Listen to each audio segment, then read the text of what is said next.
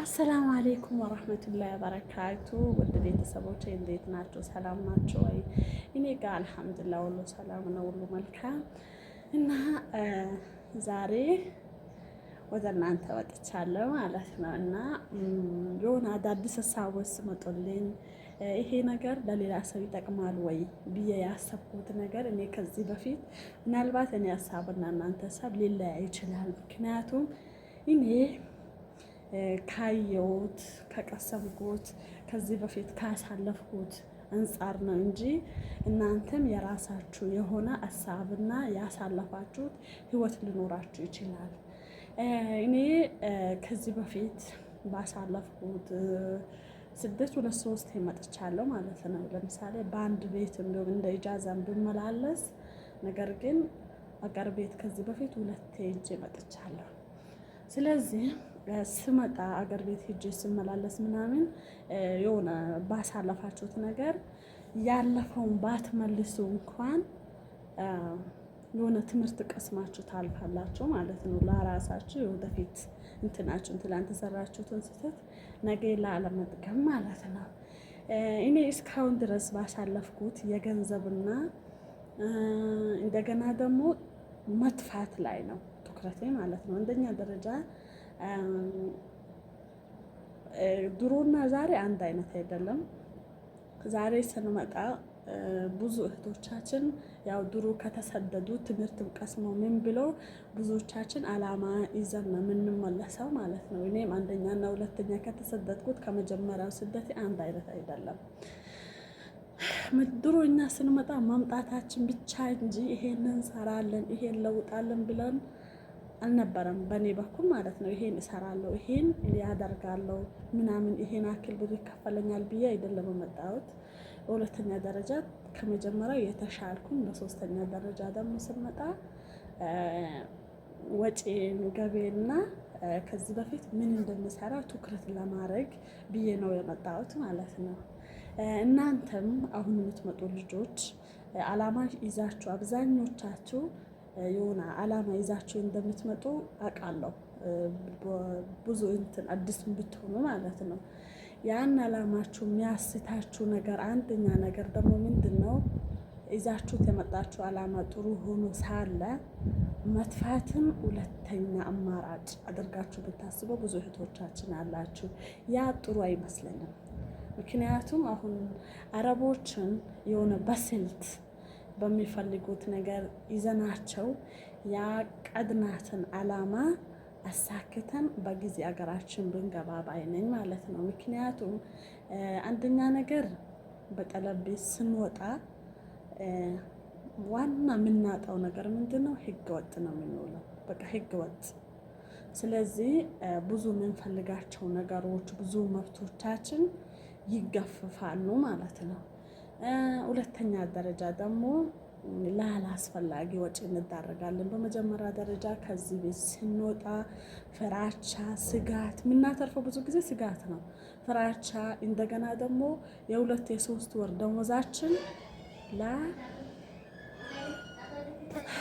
ልጆች የመጡ ነው ቪዲዮ ነው ቀረጥኩት ማለት ነው። ላላስፈላጊ ወጪዎች እንዳረጋለን። የ3-4 ወር ደሞዛችን ለሚያስጠፋን ሰው እንከፍላለን። ያን ሁሉ ከፍለን ራሱ ደግሞ ሳይሳካልን ስራ አተን ብዙ ጊዜ የቤት የምንቀመጥ ለራብ ለችግር የምንጋለጥ ብዙ እህቶቻችን እየተንገላቱ ያሉ አሉ ማለት ነው። አሁን ብዙ ማዳም መጥፎ ማዳሞች አሉ፣ ጸባያቸው በምግብ ስስት የሚያደርጉ ምናምኖች አሉ። ግን አንዳንድ ማዳሞች ደግሞ የሆነ በእኛ ችግርም ሊሆን ይችላል። ለምሳሌ እኛ መብታችን ሳንወጣ ስራ ሳንሰራ ስልካችን ላይ ትኩረት የምናረግ ከሆነ ማታ ስልካችን ስንጉርጉር አድረን ጠዋት የስራ ጊዜውን በእንቅልፍ የምናሳልፍ ከሆነ ጥሩ የሆኑ ማዳሞች ራሱ መጥፎ ሊሆኑ ይችላሉ። ጭቅጭቅ ሊያመጣ ይችላል ማለት ነው። በነገራችን ላይ መጀመሪያ ላይ ከሀገራችን አላማ ይዘን ስንመጣ መብታችንና ግዴታችን ለይተን ማወቅ አለብን። ምክንያቱም እዚህ ጋር ስንመጣ በሰው ሀገር እንደፈለግን ልኖር ሳይሆን ስራችን ሰርተን ትላንት ያቀድነውን ነገር አሳክተን የሰው ሀገር የሰው ነው ብዙ እንትኖች ሊኖሩ ይችላሉ። ስለዚህ ያናፈቁን ቤተሰቦቻችን ቶሎ ብለን መመለስ ማለት ነው። ከነሱ አጉል ንትርክ አጉል ጭቅጭቅ ለራሳችንም ለነሱም በሽታ። እነሱም እኮ እኛን ከፍሎን ነው የሚያመጡ፣ በነፃ የወር ደመወዛችን ብቻ አይደለም። አንደኛ ነገር ለቢሮ ከፍለው ለሆስፒታል ከፍለው እንደገና ለኢቃማ በየ6 ወሩ አሳድሰው ምን ብለው ራሱ ለኛ የወር ይከፍላሉ። ያን እየሰሩ ያን እየከፈሉ እኛ በአግባብ ስራችንን በትክክል የማንሰራ ከሆነ እኛ ላይም ችግር አለ ማለት ነው። በነገራችን ላይ አንድ ቀን ኢንሻአላህ የማዳሞቹን አያያዝ የሚለው በሌላ ቪዲዮ መጣላችኋለሁ ማለት ነው። በነገራችን ላይ ያው ቪዲዮ እንዳይረዝምብኝ ነው።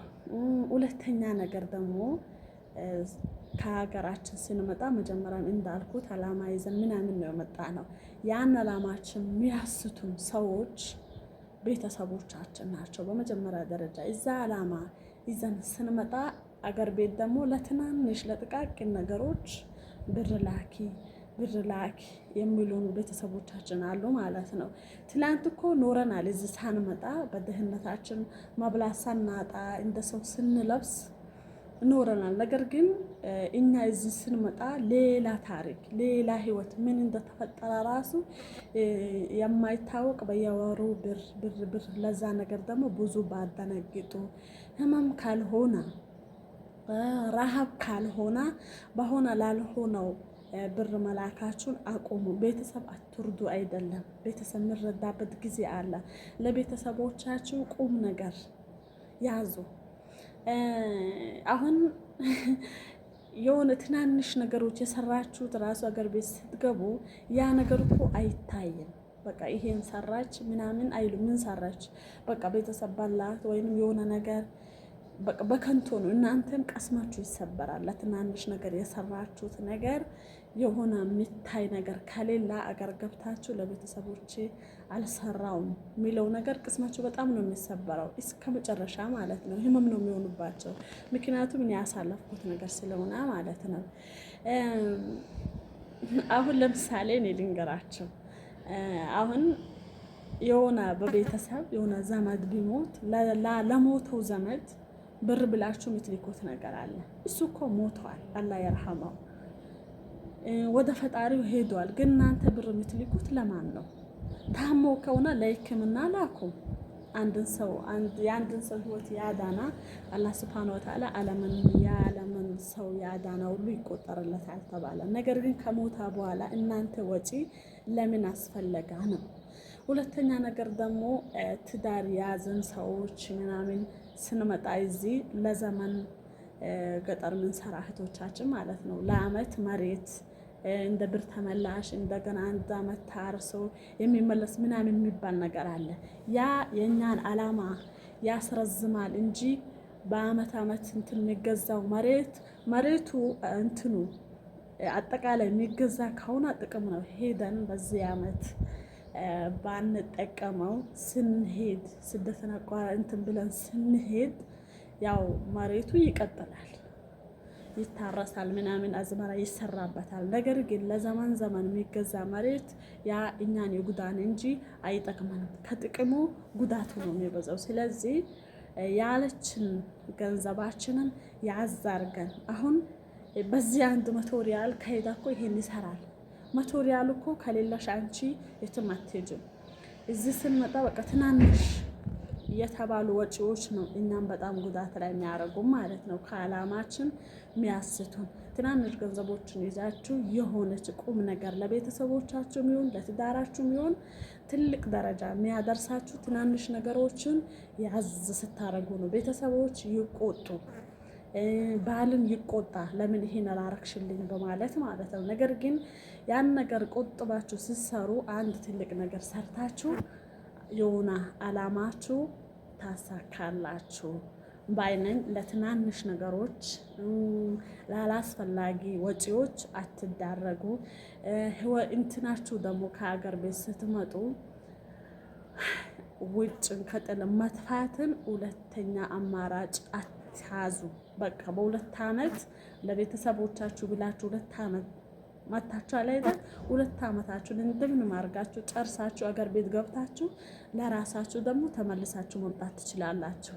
እንደገና ደግሞ እስከ 2 ዓመት ድረስ ደግሞ እናንተም ቤተሰቡን ጸባይ ታውቃላችሁ፣ ቤተሰቡም ማዳሞቹም ደግሞ የእናንተን ጸባይ አውቆ እንደገና ሌላ ኮንትራት መጨመር ትችላላችሁ። ለኢጃዛ ደግሞ ለ1 ወር ለ2 ወር ሄዳችሁ ቤተሰብ ዘይራችሁ ልጆች ካላችሁ አይታችሁ መመለስ ትችላላችሁ። ግን ውጭ አንዴ ከወጣችሁ በኋላ መግቢያው ራሱ 14 ዓመት ነው የምትቆዩት። የምትገቡበት ብዙ እንትን ነው።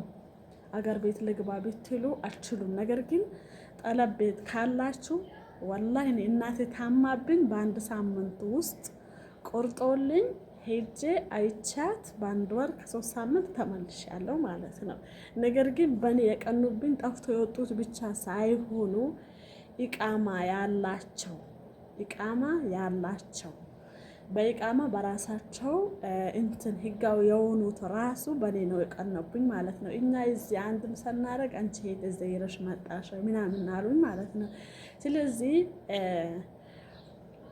ከውጭ ከመውጣቱ አማራጭ ከማረጉ 2 ዓመታችሁን ጥርሳችሁ አኝካችሁ አገር ቤት ገብታችሁ መመለስ ትችላላችሁ።